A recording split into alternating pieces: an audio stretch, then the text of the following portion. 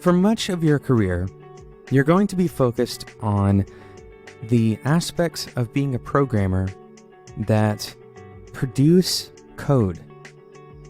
The ideas of adopting a language or a framework or an ideology or enacting some kind of best practice as a developer often are discussed in terms of the product that we create. And while this shouldn't be ignored, we can think further. We can think beyond just the things that we make, and more specifically, we can think about the people that we make them with. In today's episode, we're discussing anti-patterns. Specifically, we're going to discuss 3 anti-patterns that you are probably either experiencing or participating in with your coworkers. My name is Jonathan Cottrell, and you're listening to Developer T. And my goal on this show is to help driven developers like you connect to your career purpose so you can do better work and have a positive influence on the people around you. And that's exactly what this episode is about, having a positive influence on the people around you, not a negative one. And so we often develop habits either because we've learned them throughout our earlier life experiences. We've observed them, maybe we've emulated the people around us, and maybe we have developed them because of some kind of sense of protection. There's all sorts of reasons that humans act the way that they do. In today's episode, we're going to talk about specific behaviors that you can avoid to improve the relationship that you have with your coworkers. Now, before we get started, we don't have a sponsor for today's episode, but in lieu of us not having a sponsor, I encourage you, while you're listening to this episode, before it's over, and by the way, it will be over pretty quickly because our episodes are pretty short on this show, I encourage you to pull out your phone or whatever device you're listening to this podcast on and subscribe. This is the best way to make sure you don't miss out on future episodes like this one. Okay, let's jump straight in to these 3 anti-patterns of coworker relationships. Number 1, labeling.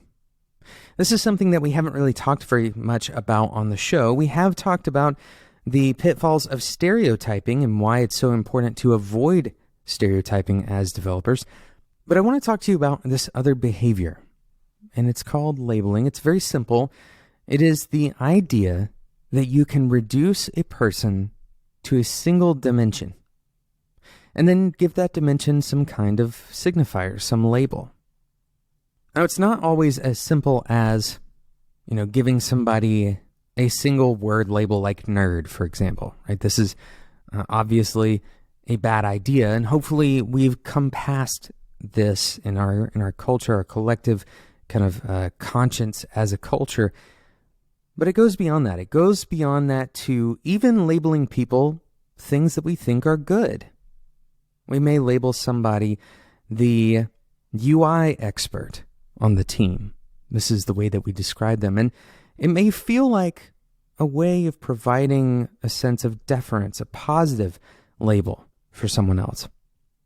Now, here's the problem. Of course, it is exacerbated when that label denotes something negative, but people are not one-dimensional. Developers are not one-dimensional. Even your skill sets, in fact, perhaps even mostly your skill sets, are not one-dimensional. Furthermore, as we grow in our careers, most people have aspirations, and those aspirations tend to be relatively complex. Their interests tend to be relatively complex. And so when you apply a single dimension label to another person, you've essentially created a relationship that is limited. In other words, that person is not going to see you as their advocate. They're going to see you as someone who will use them in a very specific, narrow role. Of course, this has to be balanced. If you have a title in your job, or if you do have a specific role in your job, then it's reasonable to expect some level of specificity.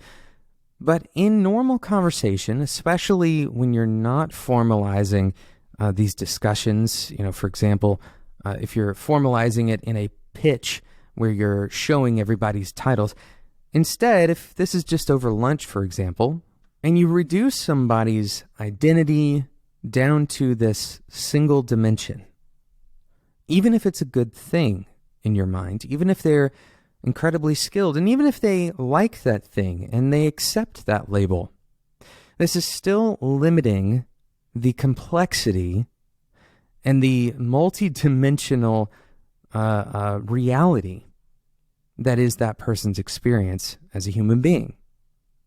Now, this isn't to say that you have to go and apply all of those labels to that person. You don't have to know everything about a person. You don't have to understand all of their skill sets. You don't have to understand all of their interests. But what you do need to do, and this is backed up by research, a healthy perspective on coworkers begins with the perspective that that person's personality is not fixed. Their interests are not fixed. Their skill sets are not fixed. That person's experiences are changing all of the time. Their perspectives are changing all of the time. And so this other person that you encounter on a regular basis is a complex human being. And developing a healthy respect for the complexity of all of your coworkers is a baseline for creating better relationships. So that is anti-pattern number one, and it's a big one: labeling. When you do the opposite of labeling, the kind of antidote for the anti-pattern of labeling is instead to ask questions. Ask the person that you otherwise would be labeling to introduce themselves, to tell you what they're interested in. If you give up the floor, and instead of making this an opportunity for you to, prove your insight into that person, instead give them the floor. Allow the other person to speak for themselves. This has powerful implications, and this doesn't necessarily mean that you have to put them on the spot. That's not the point here. Instead, the idea here is to provide the respect of believing that someone else has a complex personality that can't be reduced to a single dimension. Okay, let's move on to anti-pattern number 2, and that is something I'm calling iceberg criticisms. This is a very simple concept, and most of us have probably experienced this. If you are a developer especially, and you've gotten into conversations with people about various types of technology, then you've probably experienced this kind of weird phenomenon where a developer will disagree and then not tell you the reasons they disagree. This iceberg criticism, I'm calling it iceberg criticism because it's like you've seen only a very small part of why that person has an issue, let's say with a particular practice, a pattern that someone's using, a way of going about the process of programming, and they share only enough for you to know that they disagree, that they're kind of on the opposite side of the fence. But in the name of, for example, avoiding an argument, often people won't detail why it is that they disagree. Now, the problem with this is not that you have disagreements. Disagreements are healthy, they're important, and it's important to work through them. The problem is that if you begin down this road of having these iceberg criticisms, then people are going to see you as generally contrarian. And on top of that, you're not providing a better way. So the first problem of being generally contrarian is that very few people are going to seek out your advice. In fact, they will likely start to avoid you if you have only criticism and no alternative advice. Of course, a better way here is to provide reasonable criticism when you have good reasons to back it up, when you have experiences, for example, but also to recognize that those criticisms that you're bringing to the table are your opinions. If you come to the table and you have entirely disagreed with other people and you won't tell them why, versus coming to the table and saying, I have a different opinion than you. Here's what I've experienced. This is a much more open conversation. People are much more likely to engage with you, and you're much more likely to be able to affect positive change. Now, the absolutely most important piece of advice I can give you when dealing with criticisms and sharing criticisms is that you must be open to hearing other people's opinions. Not only open to hearing their opinions, but also considering whether their way could be better than your way. Most of the time, the answer in these kinds of arguments is that neither one of you is necessarily right or wrong. There's just different approaches, different ways of getting things done, and more specifically, different ways of doing things given different contexts. We've talked about this a lot on the show, and trying to create black and white arguments, this is something that Iceberg Criticisms does. It says that I see this issue as black. This issue that you're saying is mostly white, I see it as black, but I don't want to discuss it. I don't want to get into it. This comes across as arrogant. It comes across as if you're not really open to discussing your opinions, and you're certainly not open to changing your opinions. This is a very bad habit to get into, as we've already discussed. So I encourage you to instead approach with openness and a willingness, if you're going to share your criticisms, your disagreements, a willingness to provide an alternative. Okay, let's move on to number 3, the third anti-pattern when dealing with coworkers. In today's episode, we're going to talk about a third anti-pattern called the Protagonist Obsession. The Protagonist Obsession. The idea of this anti-pattern is that in every conversation, you make yourself the protagonist. If you're not familiar with the term, the protagonist is the person at the center of the story, the hero in the story. We've all experienced this person, and we all know what it feels like to have a conversation with this person. Anytime you make a comment or tell a story, this person doesn't chime in to comment on your experience. Instead, they turn around and they tell a story that is somehow related to yours, but about themselves. Very often, this person is also guilty of another kind of bonus anti-pattern for today's episode, and that is one-upping. Telling a story that is equally or even more unbelievable or interesting or impressive than your story.